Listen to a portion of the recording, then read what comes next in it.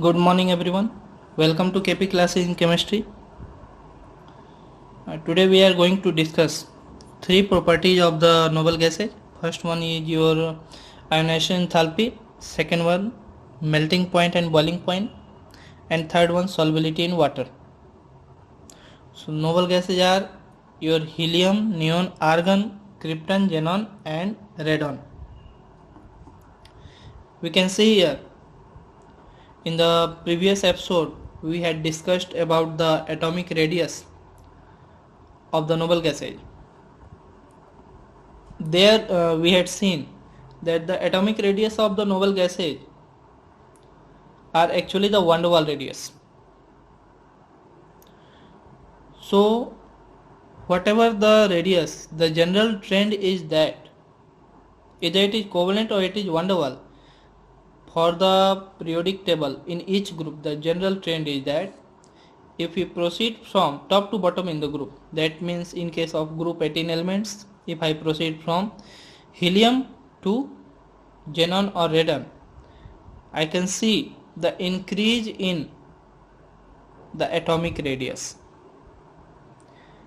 This increase in atomic radius is because in each period, that means from helium to neon, neon to argon, an additional shell comes into the electronic configuration that we had seen in the previous episode.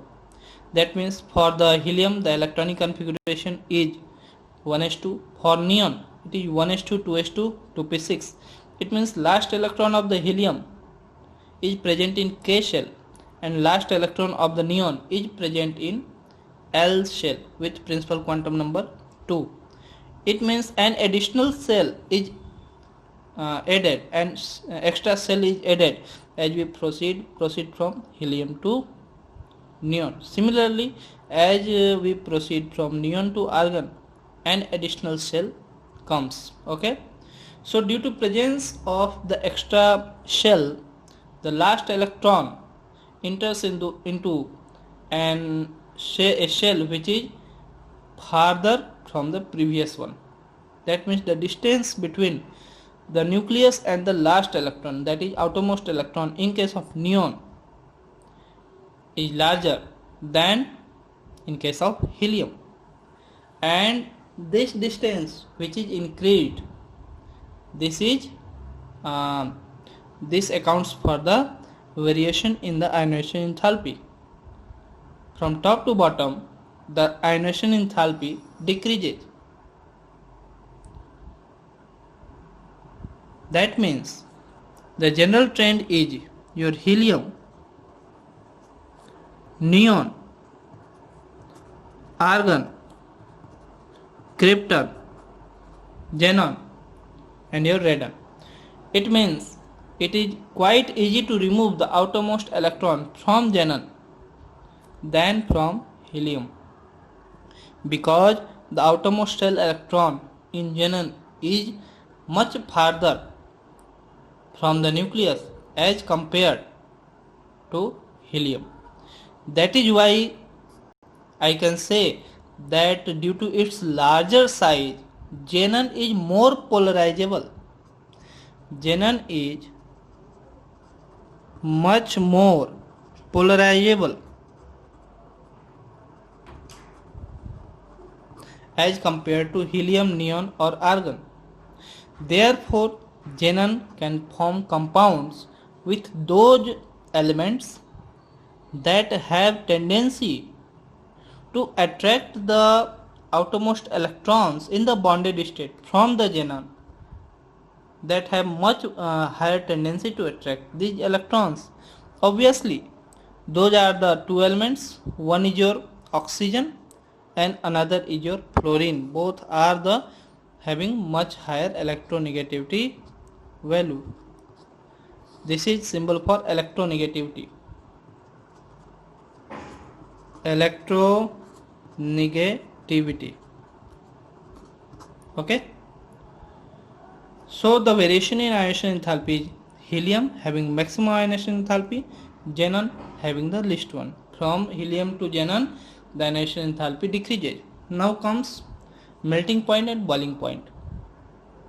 These two depends on the force of attraction between the molecules. And in case of noble gases, all the noble gases are monatomic in nature: helium, neon, argon, krypton, xenon and radon. I can see that from helium to xenon, that means from top to bottom, the size of the atom increases, and these atoms are monatomic. These are monatomic molecules. Therefore, as the size increases, the surface force, that is the van der Waals force, here I can write van der van der Waals force. This van der Waals force, its magnitude also increases from helium to xenon, and this force binds the two xenon atoms. Therefore, the force of attraction between one xenon with another xenon, it is of much higher magnitude than in case of helium. Therefore, from helium to xenon, as the magnitude of van der Waals force is increased, therefore melting point and boiling point also increases. So this is the case.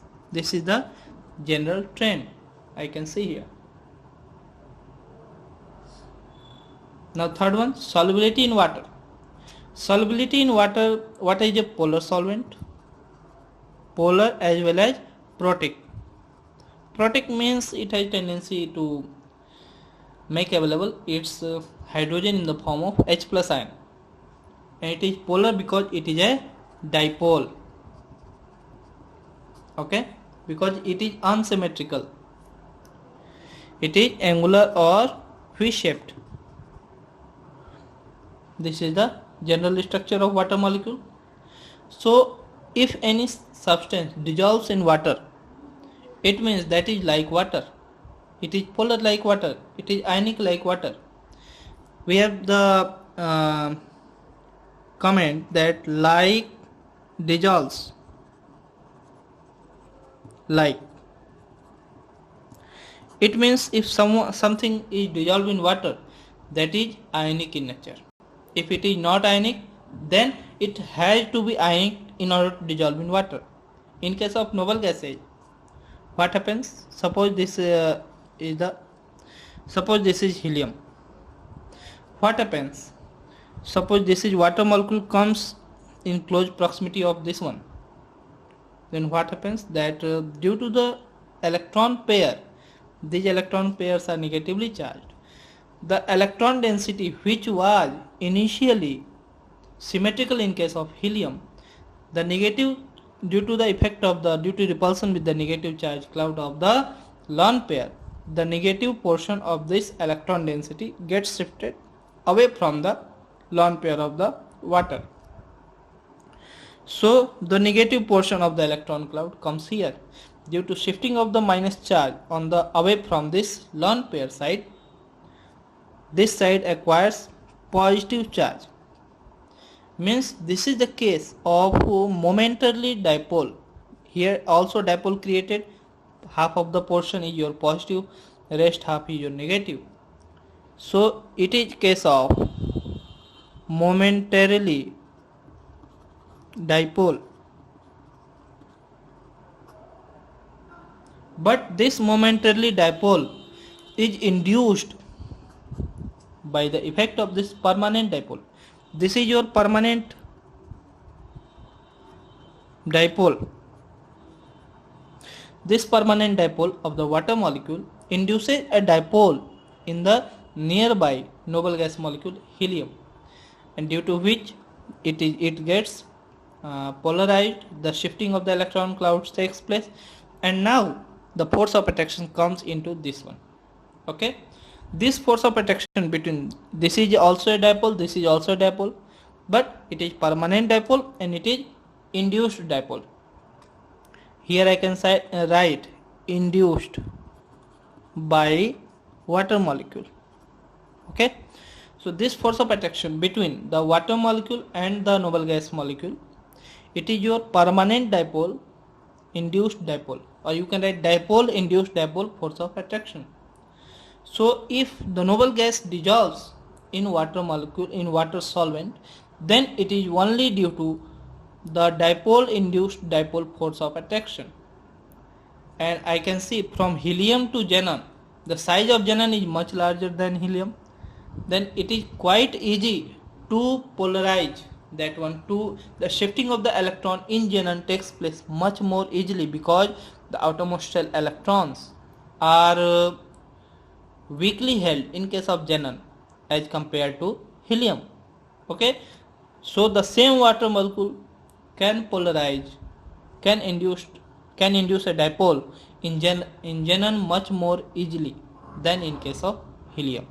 Therefore, as a whole, xenon can dissolve in water much more easily than helium. Therefore, from top to bottom, I can see the tendency to get dissolved in water increases. Helium is less soluble than neon. It is less soluble than argon. It is less soluble than krypton, and xenon is soluble up to maximum extent in water. So the variation in solubility follows this trend.